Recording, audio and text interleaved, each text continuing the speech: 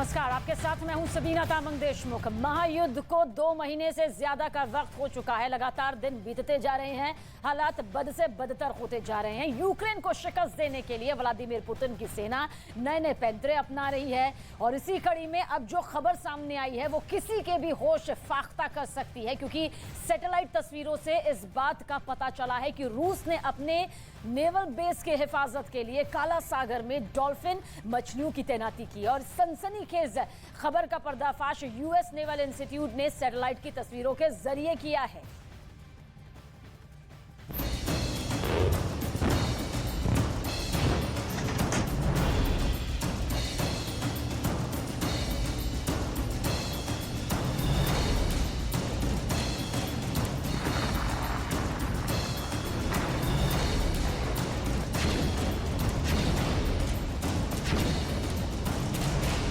काला सागर में रूस की साजिश।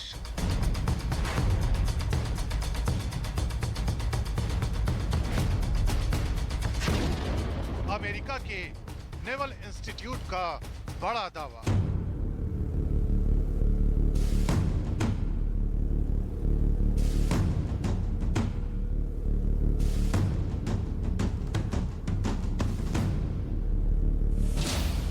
पुतिन ने बनाई डॉल्फिन आर्मी।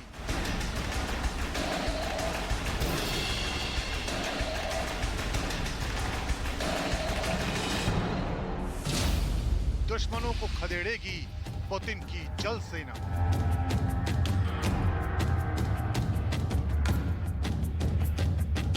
ये खबर किसी को भी चौंका सकती है, ये खबर किसी को भी हैरान कर सकती है, क्योंकि जंग की चुनौतियों के बीच रूस के एक एक कदम पर अपनी नजरें रखने वाले देश अमेरिका ने कुछ ऐसी तस्वीरें दुनिया के सामने रखी हैं जो काला सागर में रूस की साजिश का पर्दाफाश कर रही है।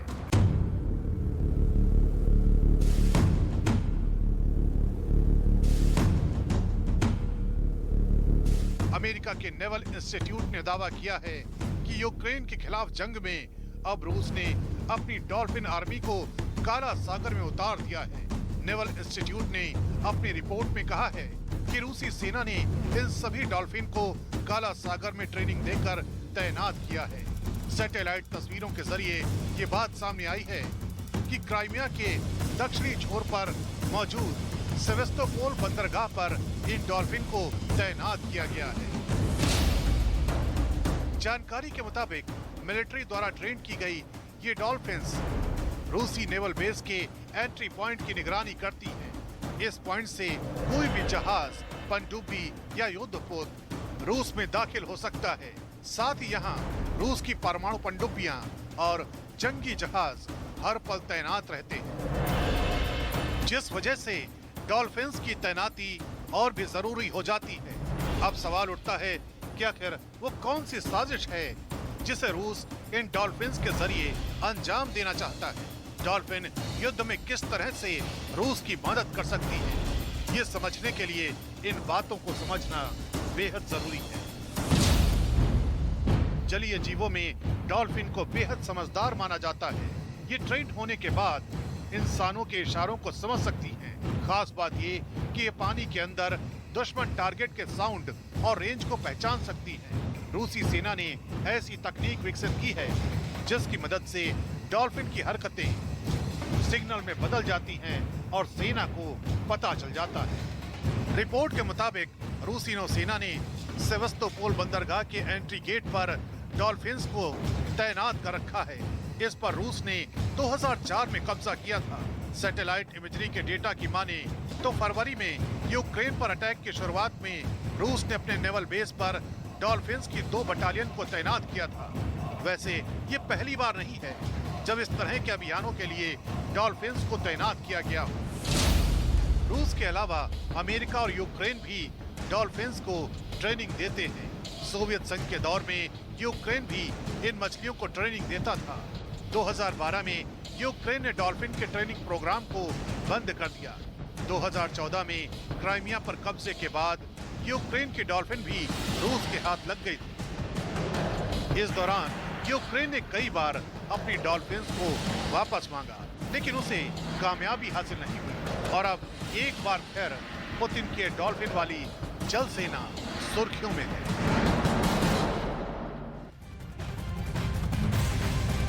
तो यूक्रेन रूस का युद्ध जिस तेजी के साथ और आगे बढ़ता हुआ नजर आता है, एक्सपर्ट्स यही कह रहे हैं कि अभी महीनों लग सकते हैं। यूक्रेन युद्ध में आज एक बार फिर ज़ेलेंस्की ने पानी पी पी कर पुतिन को कोसा। कीव में एक बड़े हमले ने सबको हैरत में डाल दिया है। ब्रिटेन के रक्षा मंत्री ने ऐसा क्या कह दिया कि सब व्लादिमीर पुतिन से पूछ रहे हैं कि क्या वो विश्व युद्ध का ऐलान करने वाले हैं।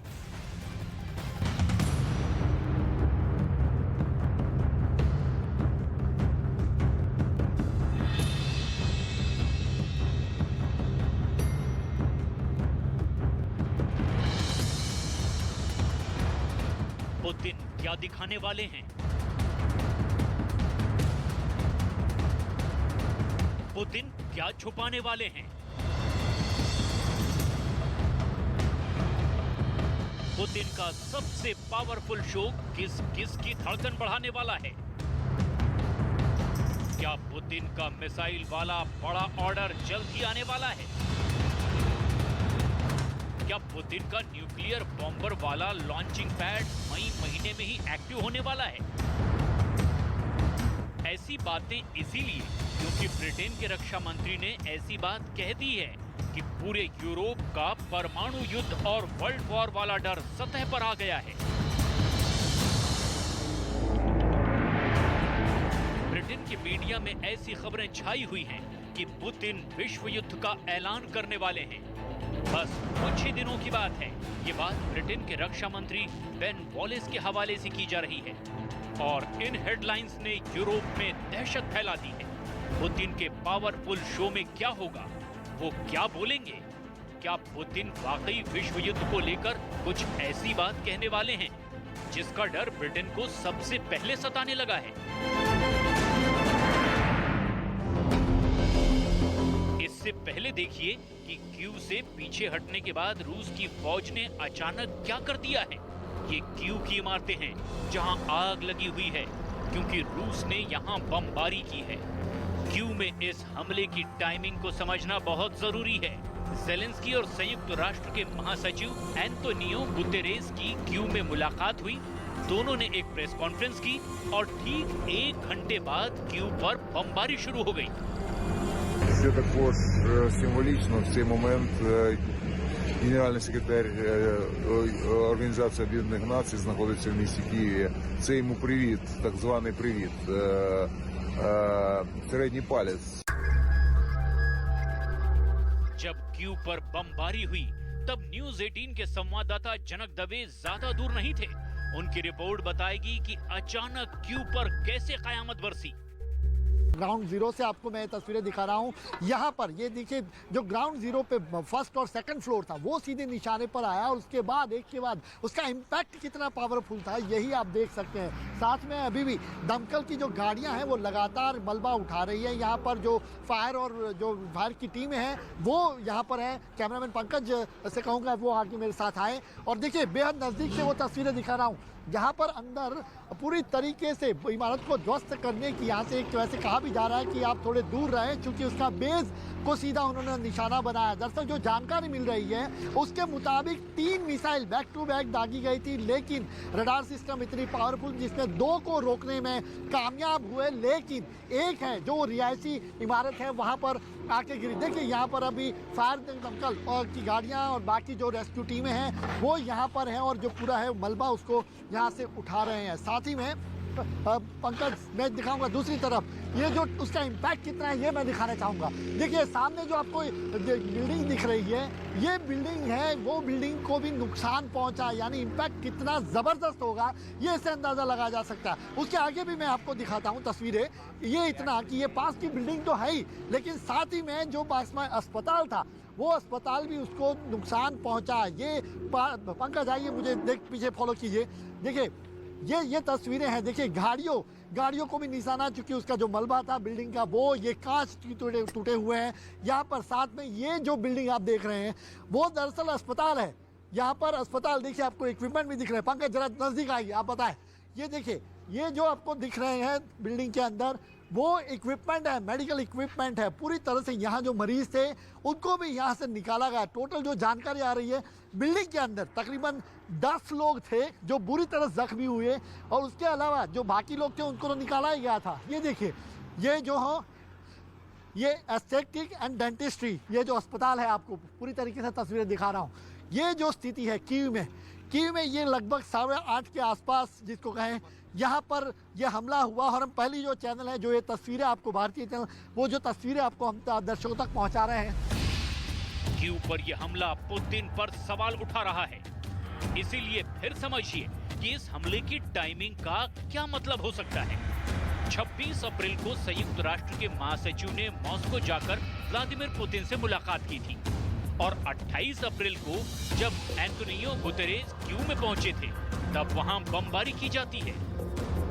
Одразу по завершенню наших перемовин в Києві у місто полетіли російські ракети. 5 ракет. І це багато що говорить про справжнє ставлення Росії до глобальних інституцій, про намагання російського керівництва. वैसे रूस के खिलाफ प्रोपेगेंडा बहुत तेजी से चल रहा है, और मुमकिन है कि ये एक फॉल्स फ्लैग वाला अटैक हो, जैसा कि रूस कहता आया है। ज़ेलेंस्की को इस वक्त दुनिया का ध्यान चाहिए, हथियार चाहिए। ऐसे में मुमकिन है कि कोई इंटेलिजेंस एजेंसी ऐसी हरकत भी कर रही हो जो पुतिन और उनकी फौज को बदनाम कर सके। बुचा में पहले ऐसी खतरनाक कोशिशें हो चुकी है। There is no way a war can be acceptable in the 21st century. लेकिन ये बातें तो चलती रहेंगी, क्योंकि पूरी दुनिया को डर अब ये सता रहा है कि यूक्रेन का युद्ध 2 महीने से ज्यादा खींचने के बाद अब कई सालों तक जारी रह सकता है। बहुत से हथियारों से यूक्रेन पर हमला हो रहा है, तो बहुत से हथियार यूक्रेन को बचाने के लिए नेटो के जरिए ज़ेलेंस्की की फौज तक पहुंचाए भी जा रहे हैं। ये जानते हुए भी कि रूस वार्निंग दे चुका है कि यूक्रेन में किसी और देश का दखल युद्ध को भड़काएगा। पुतिन हाल में सरमत मिसाइल का टेस्ट कर चुके हैं, और इसे लेकर रूस की मीडिया ब्रिटेन को मिसाइल अटैक से डरा भी चुकी है। पुतिन खुद कह चुके हैं कि दुनिया ने अगर रूस के सामरिक हितों और अड्डों पर नजर गड़ाई तो अंजाम बहुत बुरा होगा। सरमत मिसाइल से डराने के बाद रूस के न्यूक्लियर गोदाम में और क्या क्या है, इसकी रिपोर्ट मॉस्को से आने लगी है। रूस में होने वाली विक्ट्री डे परेड को लेकर भी बहुत सी बातें पता चली है, जिसका असर कीव में देखने को मिल रहा है। अब ज़ेलेंस्की संयुक्त राष्ट्र के महासचिव से मुलाकात कर रहे हैं, तब मॉस्को में पुतिन की परमाणु मिसाइल सड़कों पर टहल रही थी। ये मॉस्को से आई तस्वीरें हैं, और इसका मैसेज सीधा अमेरिका और नेटो देशों तक पहुंच रहा है। ये रूस की टोपोल M मिसाइल है, जिसकी रेंज 11,000 किलोमीटर है। ये सरमत मिसाइल से पुरानी जरूर है, लेकिन पुतिन को इस मिसाइल पर बहुत ज्यादा भरोसा है, और यही वजह है कि इस बार विक्ट्री डे परेड पर उन्होंने इस मिसाइल को उतारा है। अब सवाल ये है कि विक्ट्री डे परेड पर पुतिन अपने कौन-कौन से खास हथियारों की नुमाइश करने वाले हैं। सवाल ये भी है कि क्या इस परेड में पुतिन सिर्फ अपने सबसे खतरनाक हथियारों की नुमाइश करेंगे, या फिर कुछ ऐसा करेंगे जिसका डर ब्रिटेन के रक्षा मंत्री जाहिर कर चुके हैं। इसे समझने के लिए आपको लिए चलते हैं मॉस्को, जहां इस वक्त विक्ट्री डे परेड को लेकर जो बड़ी बातें पता चली है, उसे समझने में आसानी होगी, क्योंकि कई स्पेशल हथियार तो इस साल भी पुतिन दिखाएंगे, और उसी से पता चलेगा कि क्या रूस का यूक्रेन युद्ध के बाद कोई नया और ज्यादा विध्वंसक इरादा है। क्या दूसरे विश्व युद्ध का जश्न तीसरे विश्व युद्ध की तैयारी दिखा रहा है। मॉस्को में होने वाली परेड में इस बार पुतिन की परमाणु मिसाइल भी है, और न्यूक्लियर बम ड्रॉप करने वाले बड़े बड़े बॉम्बर भी। इसे देखिए, ये है Tu-160। ये दुनिया का सबसे बड़ा न्यूक्लियर बॉम्बर है, जो आवाज से भी तेज गति से उड़ता है। रूस के पास ऐसे 17 से ज्यादा बॉम्बर हैं, और अब इनकी तादाद 25 से ज्यादा किए जाने की तैयारी है। 40,000 किलो बम और मिसाइल लेकर उड़ने वाला ये बॉम्बर आसमान में अमेरिका की सबसे बड़ी दहशत माना जाता है। मॉस्को में फ्लाई पास्ट के दौरान ये बॉम्बर रिफ्यूलिंग करते हुए दिखाया जाएगा। इसके आगे होगा IL-78 टैंकर जो इसे हवा में ही रिफ्यूल सप्लाई करेगा। और इसके फौरन बाद Tu-160 के साथ 4 Tu-22 बॉम्बर, ये भी सुपरसोनिक रफ्तार से उड़ते हैं और ये 22,000 किलो बम और मिसाइल लेकर उड़ सकते हैं। ये रूस की बहुत ही खतरनाक न्यूक्लियर बॉम्बर फोर्स का हिस्सा माने जाते हैं। लेकिन अब देखिए रूस का वो बॉम्बर जो दशकों पुराना है, लेकिन उसकी दहशत आज भी बहुत ज्यादा है। ये है Tu-95। इस जहाज में लगे प्रोपेलर की आवाज हजारों मीटर की ऊंचाई से बहुत साफ सुनाई देती है। ये रूस की परमाणु स्ट्राइक वाली फ्लीट का बड़ा हिस्सा है। रूस के पास ऐसे 50 से भी ज्यादा बॉम्बर हैं। अब देखिए 4 supersonic MiG-31 fighter bomber jet. ये आवाज से करीब 3 गुना रफ्तार से उड़ता है। अभी MiG-31 रूस की स्ट्रेटेजिक फोर्स का बहुत बड़ा हिस्सा है। ये विमान अब हाइपरसोनिक मिसाइल किंडल से लैस कर दिया गया है, जिसकी वजह से रूसी एयर पावर की रेंज कई गुना बढ़ गई है। रूस किंडल मिसाइल का इस्तेमाल यूक्रेन में भी कर चुका है। ये रूस का सबसे बेहतरीन फाइटर जेट सुखोई 57 है। ये दुनिया में 4 स्टेल्थ विमानों में से एक है और अमेरिका के लिए ये एक बहुत बड़ी मिस्ट्री बना हुआ है। अमेरिका के साथ या नेटो के साथ अगर युद्ध भड़कता है तो पुतिन के इस सबसे आधुनिक जेट सुखोई 57 का सामना दुनिया के सबसे आधुनिक फाइटर जेट F-35 से होगा। अगर ये दोनों जहाज यूरोप के आसमान में आमने सामने आए तो इन दोनों की टक्कर ऐतिहासिक होगी। ये है Mi-26 जो दुनिया का सबसे बड़ा हेलीकॉप्टर है। भारत के पास भी ऐसे 3 हेलीकॉप्टर हैं जिनको आधुनिक बनाया जा रहा है। रूस यहाँ इनको पेश करके ये दिखाना चाहता है कि उसकी एयरलिफ्ट वाली ताकत की टक्कर में किसी के पास कुछ भी नहीं है। इसके बाद मॉस्को का आसमान जैसे रूसी हेलीकॉप्टर से भर जाएगा। इसमें वो हेलीकॉप्टर्स भी हैं जो यूक्रेन से चल रहे युद्ध में लगातार ऑपरेशन कर रहे हैं। जिस युद्ध को 2 महीने से ज्यादा वक्त हो चुका है, उसमें ये हेलीकॉप्टर दुश्मन को सबसे ज्यादा मौत बांटने वाली मशीन बन चुके हैं। यूक्रेन में फ्रंट से आने वाली तस्वीरों में सबसे ज्यादा यही हेलीकॉप्टर एक्टिव हैं।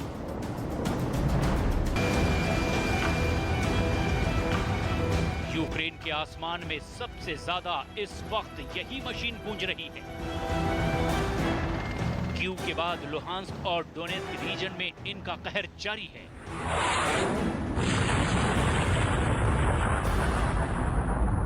दक्षिण पूर्व में मारियोपोल पर कब्जे वाले मिशन में इन्हीं हेलीकॉप्टर्स की भूमिका सबसे ज्यादा है।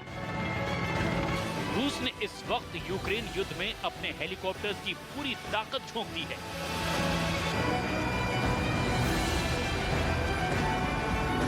इनमें सबसे ज्यादा जिस हेलीकॉप्टर का इस्तेमाल किया गया है वो है कैमो 52 अटैक हेलीकॉप्टर। रूस के पास 100 से भी ज्यादा कैमो 52 हेलीकॉप्टर हैं। यूक्रेन में इस वक्त जितने भी मिलिट्री ऑपरेशन चल रहे हैं, जितने भी फ्रंट हैं, उनमें जमीन पर मौजूद फौज के साथ बहुत करीबी तालमेल की जरूरत है। जो गलतियां पुतिन और उनकी फौज ने कीव में दोहराई है, वो उन्हें डोनबास में नहीं करना चाहेंगे। इसीलिए रूस की फौज ने क्लोज एयर सपोर्ट में हेलीकॉप्टर की उड़ान तेज कर दी है। रूस की फौज डोनबास और उसके आसपास के इलाकों में लगातार हमला कर रही है, जहां पर यूक्रेन की सेना का कब्जा मजबूत है। यूक्रेन की सेना पिछले 8 सालों से यहां पर डटी हुई है। रूस को वक्त जरूर लग रहा है, लेकिन मारियोपोल की तरह एक एक इमारत को निशाना बना रहा है। फिलहाल डोनबास में सबसे ज्यादा एक्शन देखने को मिल रहा है। रूसी फौज को कवर देने के लिए कैमो 52 अटैक हेलीकॉप्टर की मदद लगातार ली जा रही है। यूक्रेन में सबसे ज्यादा यही रूसी अटैक हेलीकॉप्टर उड़ान भर रहे हैं और इसने कई फ्रंट पर यूक्रेन के टैंक और बख्तरबंद गाड़ियों को बुरी तरह से तबाह किया है। वैसे रूस का एक टैंक भी है जो परेड में एक बार फिर देश का फख्र बढ़ाए। इसे दुनिया T-14 अरमाटा के नाम से जानती है।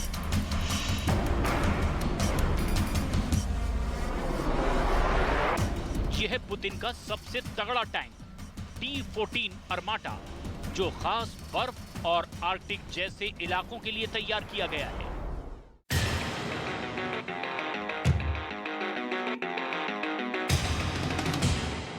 T-14 को रूस की सेना में गेम चेंजर कहा जाता है, लेकिन T-14 को पुतिन ने यूक्रेन में नहीं उतारा है। इसे खास आर्कटिक रीजन के लिए ही बनाया गया है, जो पूरे साल बर्फ से घिरा रहता है। 2015 में विक्ट्री परेड में दुनिया के सामने सबसे पहले आया टैंक इतना खास है कि इसकी खूबियां अब भी नेटो के लिए बहुत बड़ा सीक्रेट कही जा रही हैं। और इस बार भी ये टैंक विक्ट्री परेड की शान बनेगा। इन सब हथियारों के बीच सबकी नजर पुतिन पर भी होगी। वो अपने इस सालाना भाषण में क्या बोलेंगे? वॉशिंगटन डीसी से लेकर लंदन और पेरिस तक सबने यही नोट करने के लिए अपना राइटिंग पैड और कलम तैयार करके रखा हुआ है। तीसरे विश्व युद्ध की आशंका का जिक्र बार बार इसलिए किया जा रहा है क्योंकि दोनों तरफ से युद्ध लगातार जारी है। एक दिन का भी गैप अब तक 24 फरवरी से लेकर आज के दिन तक नहीं आया है, बल्कि तस्वीर और भी भयानक होती जा रही है। रूस और यूक्रेन के बीच महायुद्ध को 2 महीने से के ज्यादा का वक्त यहां पर हो चुका है और रूस इस महाजंग में अपनी उम्मीदों के मुताबिक कामयाबी अब तक नहीं पा सका। ऐसे में ब्रिटेन ने इस युद्ध को लेकर एक बड़ी भविष्यवाणी की और आशंका जाहिर की है कि बहुत ही जल्द रूस और यूक्रेन युद्ध विश्व युद्ध में तब्दील हो सकता है। ब्रिटेन के रक्षा मंत्री ने बाकायदा उस तारीख का भी जिक्र किया जिस दिन बड़े जंग का ऐलान हो सकता है। रक्षा मंत्री का यह बयान ब्रिटेन के ही विदेश मंत्री के उस बयान के ठीक एक दिन बाद आया जिसमें उन्होंने रूस यूक्रेन युद्ध के 1 दशक तक चलने की आशंका जाहिर की।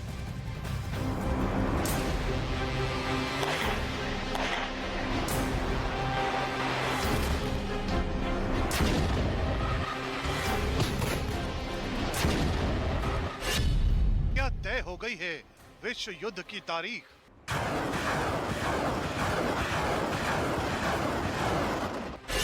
क्या विश्व युद्ध का काउंटडाउन शुरू हो गया?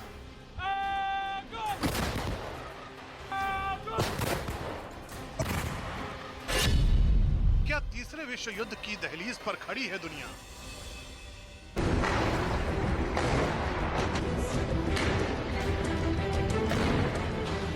रूस यूक्रेन युद्ध के विश्व युद्ध में बदलने की आशंका तो युद्ध की शुरुआत से ही जताई जा रही है, लेकिन अब ब्रिटेन की तरफ से किए गए दावे ने इस आशंका को और बढ़ा दिया है, जिसके मुताबिक विश्व युद्ध की तारीख तय हो गई है। ब्रिटेन के रक्षा मंत्री ने एक ऐसा बयान दिया जिससे तीसरे विश्व युद्ध का डर एक बार फिर सताने लगा है।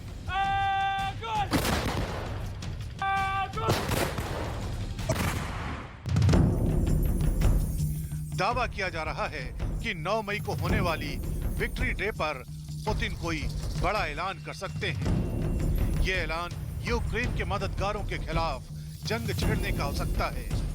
артиллерийскими подразделениями в течение ночи выполнено 975 और इस दावे को बल इसलिए भी मिल रहा है क्योंकि पिछले एक हफ्ते में यूक्रेन की मदद कर रहे देशों के खिलाफ रूस के कई तीखे बयान आए हैं। माना जा रहा है कि 9 मई को रूस एक बड़ी जंग का ऐलान कर सकता है। ब्रिटेन के रक्षा मंत्री बेन वॉलेस ने एक रेडियो को दिए गए इंटरव्यू में कहा है, रूस 9 मई को विक्ट्री डे परेड में यूक्रेन पर अपनी जीत की घोषणा कर सकता है। हालांकि रूस इस युद्ध में जैसी सफलता की उम्मीद कर रहा था वो उसे अब तक नहीं मिल सकी है। ऐसे में रूस के विक्ट्री डे परेड के दिन पुतिन विश्व के नाजियों के खिलाफ यूक्रेन में अपनी बड़ी सेना उतारने का ऐलान कर सकते हैं। ब्रिटेन के इन दावों का डर इसलिए भी है क्योंकि यूक्रेन के साथ युद्ध की शुरुआत में ही रूस ने यूक्रेन में उनके खिलाफ लड़ने वाले हर शख्स को नियो नाजी कहा था। ऐसे में पुतिन का यह ऐलान यूक्रेन का साथ देने वाले यूरोपीय देशों के खिलाफ भी हो सकता है। ये पहला मौका नहीं है जब 9 मई की तारीख सुर्खियों में आई है, बल्कि युद्ध शुरू होने के बाद से ही 9 मई को यूक्रेन की जंग के अंत का अनुमान लगाया जा चुका है। क्योंकि 9 मई का दिन रूस हर साल विक्ट्री डे के रूप में मनाता है। ये दिन दूसरे विश्व युद्ध में नाजी जर्मनी पर रूस की जीत के लिए याद किया जाता है। हर साल रूस 9 मई को अपनी ऐतिहासिक जीत का जश्न मनाता है। मॉस्को में रूस की फौज अपने सबसे दमदार हथियारों का प्रदर्शन करती है। टैंक और बख्तरबंद गाड़ियों से लेकर फाइटर जेट तक सब कुछ परेड में शामिल किया जाता है, जिसकी सलामी खुद राष्ट्रपति पुतिन लेने वाले हैं। पहले दावा किया जा रहा था कि इस बार भी परेड से पहले यूक्रेन की जंग खत्म करने की कोशिश होगी। अनुमान यह भी था कि यूक्रेन की जंग खत्म करने की डेडलाइन 9 मई ही रखी गई है, लेकिन ब्रिटेन के रक्षा मंत्री बेन वॉलेस के एक बयान ने 9 मई की अहमियत और बढ़ा दी है। वॉलेस के मुताबिक 9 मई को पुतिन यूक्रेन की मदद कर रहे देशों के खिलाफ नई जंग की शुरुआत कर सकते हैं। ब्रिटेन के रक्षा मंत्री के दावों का सीधा मतलब ये भी है कि 9 मई का दिन पूरी दुनिया के लिए अब तक की सबसे बड़ी जंग की शुरुआत का दिन हो सकता है। अगर ब्रिटेन के रक्षा मंत्री का अनुमान सही साबित हुआ तो ये लड़ाई विश्व युद्ध में भी बदल सकती है, क्योंकि अगर हमला यूक्रेन के मददगार देशों पर हुआ तो उसके दायरे में पूरा यूरोप भी होगा और अमेरिका भी। जाहिर है अगर ऐसी जंग की शुरुआत हुई तो दुनिया 2 गुटों में बंट जाएगी। ब्रिटेन के रक्षा मंत्री बेन वॉलेस ने यह बयान एक रेडियो स्टेशन को इंटरव्यू में दिया, जिसने थोड़ी ही देर में पूरी दुनिया में खलबली मचा दी। ब्रिटेन के इस दावे के पीछे कुछ दलील भी है। ब्रिटेन का मानना है कि 9 मई के आने में केवल 10 दिन का वक्त बचा है। इतने कम वक्त में रूस इस जंग का अंत नहीं कर सकता। अभी तक रूस अपनी उम्मीदों से काफी कम नतीजे निकाल पाया है। अगर रूस ने जंग खत्म करने में जल्दबाजी की तो नतीजे और भी खतरनाक होंगे। यूक्रेन की जंग में रूस शुरू से अपना दुश्मन यूक्रेन को नहीं मानता, बल्कि यूक्रेन के उन दोस्तों को मानता है जो उसे हथियार दे रहे हैं, खास तौर पर नेटो और अमेरिका, जिनके हथियारों के दम पर यूक्रेन दुनिया की महाशक्ति से पिछले 65 दिनों से लोहा ले रहा है। खुद रूस के विदेश मंत्री सर्गेई लावरोव भी कह चुके हैं, रूस खुद को नेटो के खिलाफ युद्ध में नहीं मानता है और यूक्रेन में भाड़े के सैनिकों का उपयोग नहीं करता है और न ही किसी को परमाणु युद्ध की धमकी दे रहा है। यही वजह है कि इस जंग में कई बार रूस यूक्रेन तक पहुंचने वाले हथियारों का रास्ता रोकने की कोशिश कर चुका है। रूस के कई बड़े मंत्री नेटो और अमेरिका को सीधी चेतावनी भी दे चुके हैं और यूक्रेन की मदद करने पर हर्जाना भुगतने की धमकी भी दी जा चुकी है। इसलिए माना जा रहा है कि 9 मई तक जंग खत्म न होने की झुंझलाहट देखी जा सकती है। ब्रिटेन ने इसी झुंझलाहट के आधार पर एक बहुत बड़ी बात कह दी है। ब्रिटेन को लगता है कि 9 मई को भाषण देते हुए पुतिन बहुत बड़ा ऐलान कर सकते हैं। यह ऐलान यूक्रेन में रूस के स्पेशल ऑपरेशन को एक बड़ी जंग में बदल देगा। इस बार पुतिन के निशाने पर केवल यूक्रेन ही नहीं, बल्कि यूक्रेन के सभी मददगार देश हो सकते हैं। इस बीच रूस की तरफ से सीधी चेतावनी भी आ चुकी है कि अगर यूक्रेन की जंग में किसी और मुल्क ने हाथ डाला तो परमाणु बम का भी इस्तेमाल किया जा सकता है।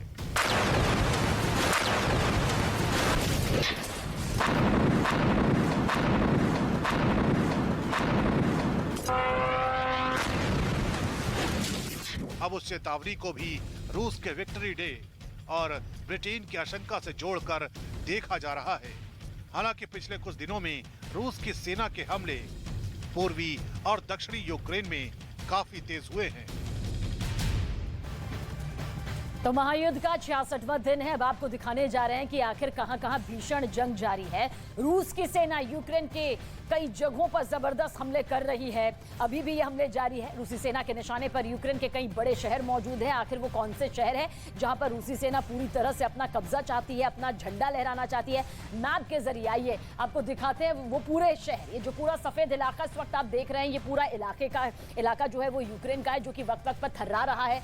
वहीं जहां सबसे ज्यादा हमले हुए हैं, जहां पर रूसी सेना बहुत अंदर तक पहुंची हुई है, खैरसोन, पोबसाना, ये वो जगह है मारियोपोल, आप जानते हैं यहां से महातबाही सबसे ज्यादा अब तक सामने आ चुकी है। डोनेस्क का जिक्र करें तो डोनेस्क के भी चप्पे चप्पे को निशाना बनाया जा रहा है, क्योंकि सटा हुआ ये रूस से है, इसलिए आसानी भी रूसी सेना को सबसे पहले इन शहरों पर निशाना साधने में हुई है। रुबिजने का जिक्र करें, सेवराडोनेस्क और साथ ही इज्यूम जो कि लगा हुआ है, और खार्किव से भी कई खंडहर में तब्दील हुई तस्वीरें सामने आ चुकी है। तो ये वो तमाम शहर हैं जो कि लगातार रूसी सेना के हमले को झेल रहे हैं। यूक्रेन जवाब जरूर दे रही है, लेकिन इस बीच इन शहरों में सबसे ज्यादा तबाही अब तक हो चुकी है।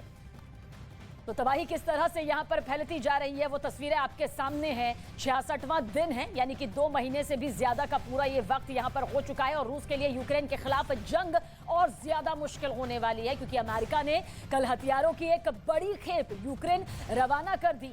अमेरिका के सैन्य विमान से ये हथियार पोलैंड के रास्ते यूक्रेन पहुंचेंगे, और इस बार बाइडेन ने होवित्जर तोपों की एक बड़ी खेप ज़ेलेंस्की को भेजी है। और इन तोपों की खासियत क्या है और कैसे पुतिन की सेना को इनसे मुश्किल होगी, इस रिपोर्ट के जरिए आप देखिए।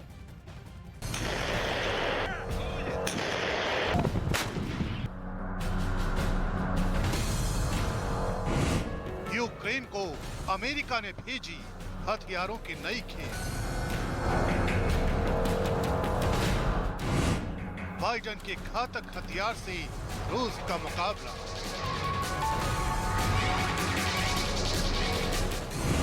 ज़ेलेंस्की को मिली होवित्जर की मदद।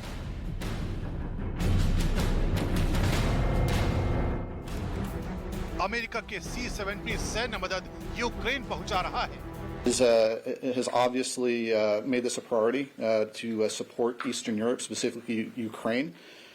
Multiple presidential directives have come out with certain material that needs to be moved to Ukraine. Howitzer तोपों की मदद से यूक्रेन अपनी जमीन बचाने के लिए रूसी फौज के खिलाफ खड़ा होगा। होवित्जर इतनी खतरनाक है कि लंबी दूरी पर बैठा दुश्मन भी इससे चित हो जाता है। इसकी खासियत ऐसी है जिसे पार पाने में पुतिन की सेना को थोड़ी मुश्किल जरूर है, क्योंकि ये लंबी दूरी तक मार करने में सक्षम है। इसमें 155 mm लंबे बैरल लगे हैं, जिसकी मदद से 30 से 40 किलोमीटर की दूरी पर दुश्मन के ठिकानों पर आसानी से हमला किया जा सकता है। साथ ही 5 सेकंड में ये 3 गोले दाग सकती है। इसके साथ ही ये इतनी हल्की है कि इसे कहीं भी आसानी से ले जाया जा सकता है।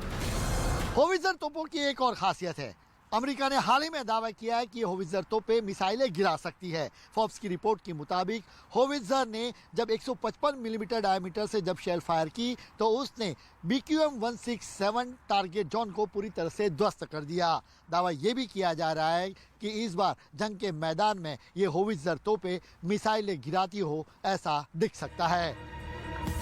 इतनी खूबियों से लैस होवित्जर तोपों की मदद से पुतिन की सेना को रोकने में यूक्रेन को मदद मिलेगी। बाइडेन ने पुतिन के एक प्लान को फेल करने की रणनीति बना ली है। इसी इरादे से उन्होंने ज़ेलेंस्की को होवित्जर भेजी है। इतना ही नहीं, बाइडेन ने यूक्रेन की मदद के लिए अमेरिकी कांग्रेस के सामने $33 अरब का प्रस्ताव रखा, यानी 2,47,000 करोड़ रुपए। इस रकम में से $20 अरब यानी 1,50,000 करोड़ रुपए सैन्य सहायता के लिए और $8.5 अरब यानी करीब 63,750 करोड़ रुपए यूक्रेनी सरकार के लिए, और बाकी के $3 अरब यानी करीब 22,500 करोड़ रुपए यूक्रेन के लोगों की मदद के लिए दिए जा सकते हैं। Всіх інших міст і громад Донбасу, які російські війська хочуть перетворити на руїни. В цій війні вирішується абсолютно все. Тільки якщо Україна вистоїть, вони будуть жити. Якщо ж російським загарбникам вдасться реалізувати їхні плани, хоча б частково, то у них ще вистачить артилерії і авіації, щоб зруйнувати до каміння увесь наш Донбас. Як вони це вже зробили з Маріуполем. В місті, яке було одним із найбільш розвинутих в регіоні, просто російський концтабір посеред руїн. І порядки окупантів в тій частині Маріуполя, яку вони, на жаль, поки що контролюють, не суттєво відрізняються. असल में अमेरिका जंग की शुरुआत से ही यूक्रेन के साथ खड़ा है। हालांकि वो सीधे तौर पर तो इस युद्ध का हिस्सा नहीं बना, लेकिन हथियारों के जरिए मदद देने में उसने कोई कोर कसर नहीं छोड़ी। वहीं अमेरिका की इस मदद पर चीन दलील दे रहा है कि हथियारों की खेप देने से युद्ध और भड़क सकता है। 送枪送炮不会带来和 सिर्फ अमेरिका ही नहीं बल्कि नाटो के सभी सदस्य देश यूक्रेन को मदद कर रहे हैं। ब्रिटेन ने रूसी सेना से मुकाबला करने के लिए अपने 8000 सैनिक अभ्यास के लिए पूर्व यूरोप इलाके में भेजे हैं। साथ ही में 1000 सैनिक पोलैंड भेजे हैं। इतना ही नहीं, काला सागर में रूसी युद्धपोतों को निशाना बनाने के लिए यूक्रेन को एंटी शिप मिसाइल देने का भी फैसला किया है। ब्रिटेन की इस मदद को लेकर रूस पहले ही उसे अंजाम भुगतने की चेतावनी दे चुका है। बावजूद इसके ब्रिटेन पर कोई असर नहीं है। पश्चिमी मीडिया ने दावा किया है कि ब्रिटेन काला सागर में रूसी युद्धपोतों को निशाना बनाने के लिए जल्द ही यूक्रेन को अपनी घातक ब्रिमस्टोन मिसाइलें देगा। ब्रिटेन से मिलने वाली इन घातक मिसाइलों को टैंकों का काल माना जाता है। साथ ही ब्रिमस्टोन एक ऐसी मिसाइल है जो समंदर में तैनात युद्धपोतों को भी निशाना बना सकती है। इस मिसाइल को चाहे जमीन से दागा जाए या फिर फाइटर जेट से, ये तेज रफ्तार से चल रहे टारगेट को भी सटीक निशाना साध कर तबाह कर सकती है। इससे पहले ये खतरनाक मिसाइलें सीरिया और लीबिया की लड़ाई में अपनी ताकत की नुमाइश पेश कर चुकी हैं। इन मिसाइलों को यूरोप की मिसाइल बनाने वाली कंपनी MBDA ने ब्रिटेन की रॉयल एयरफोर्स के लिए खास तौर पर तैयार किया था और इन्हें दुश्मन के खिलाफ जमीन या हवा से लॉन्च किया जा सकता है। ये मिसाइलें सुपरसोनिक हैं, मतलब आवाज से भी ज्यादा तेज रफ्तार से अपने निशाने की तरफ जाती हैं। वहीं एक ब्रिमस्टोन मिसाइल की लागत करीब $1.5 लाख यानी भारतीय रुपयों में 1 करोड़ से ज्यादा होती है। ब्रिटेन के अलावा जर्मनी और सऊदी अरब की वायुसेनाओं के बेड़े में भी ये मिसाइलें शामिल हैं। हालांकि जमीनी जंग के लिए ब्रिटेन पहले ही यूक्रेन को ये मिसाइलें दे चुका है, जिनका ज़ेलेंस्की की सेना पुतिन की सेना के खिलाफ जमकर इस्तेमाल भी कर रही है। मतलब अब तक रूसी टैंकों के लिए काल साबित हो रही ये मिसाइलें अब समंदर में भी रूस के लिए मुसीबत साबित हो सकती हैं। मतलब साफ है कि युद्ध का मैदान और भयंकर होने वाला है और ज़ेलेंस्की की ताकत और बढ़ने वाली है।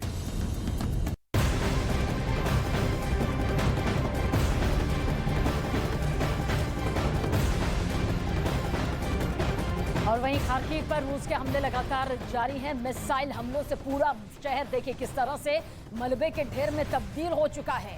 हाल ही में रूस ने एक रिहायशी इमारत को निशाना बनाकर उसे नेस्तनाबूद कर दिया। हमले के बाद पूरी इमारत खंडहर में तब्दील हो गई। जहां तक नजरें गई सिर्फ और सिर्फ बर्बादी, तबाही का ही ये खौफनाक मंजर नजर आया। हालांकि यूक्रेन का रूस पर पलटवार भी जारी है। रूसी सैनिकों को किस तरह से निशाना बनाया गया उसकी तस्वीर भी इस वक्त आपके सामने मौजूद है। रूसी ठिकाने पर मिसाइल दागी गई। देखिए किस तरह से रूसी ठिकाने पर यह मिसाइल दागी जा रही है, जिसके बाद रूसी सैनिकों को निशाना बनाया गया यूक्रेनी सैनिकों के जरिए।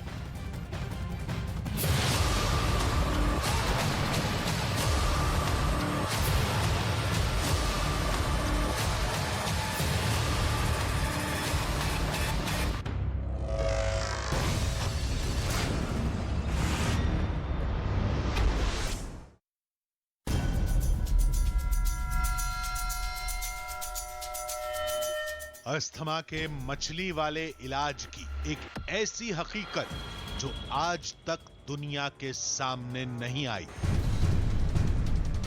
मछली वाले बाबा का सच। रात 8:57 पर